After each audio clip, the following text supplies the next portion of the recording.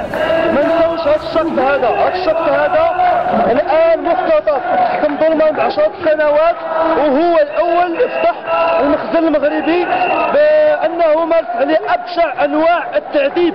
هذا السيد هذا راه مناضل كبير كنحيوه من حركه 20 فبراير كاكادير في هذه المسيره الخالده. ايضا بغيت نقول لكم مختطف، وهو مختطف دابا لانه فتح المخزن المغربي واختطف الان، بغينا نعرفوا المصير ديالو. شباب 20 فبراير بغينا نعرفوا المصير ديال هذا السيد هذا. شباب وجماهير ومسيرات واعتصام اكادير هذا النهار بغاو يقولوا لكم خصكم تجبدوا هذا الشخص هذا، وبغيناه يكون سليم وما يتعرضش حتى شي تعذيب كما تعرض ليه المره الاولى، وانكم فعلا عذبتوه والخبره الطبيه اللي درتو فيه دابا هي كاذبه.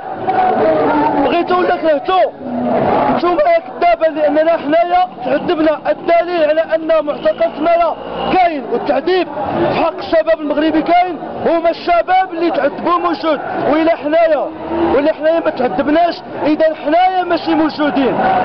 الدليل على ان تمارا كاينه والتعذيب كاين، والتعذيب الممنهج كاين من منذ الاستقلال، هو وجود شباب مغربي كيتعذب حتى دابا. ما بغيناش دليل ولا اعتراف ديال الصبار ولا ديال الوزراء ولا ديال البرلمانيين ما كنعترفوش بهم، ونطالب بحل الحكومه ونطالب بحل البرلمان اللي ما اعترفش بينا انهم يمشيو يديروا زيارات لمعتقل تمارا. ما كيهمناش، حنايا كنا وتعذبنا تمايا. اللي بغى يشهد بها هو اللي تعذب تمايا، ماشي اللي غادي يمشي يدير الزيارات.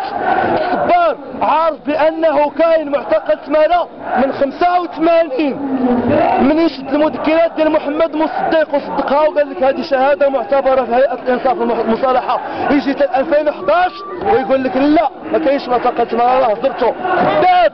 وحنايا شاهدين هاد الاجساد هادي تعرضت للتعذيب. السي الصبار السي الحقوقي وما اعترفيش بك. حنا ما بغينا لا هيئه لا مركز مغربي لحقوق الانسان، بغينا قضاء نزيه 100%.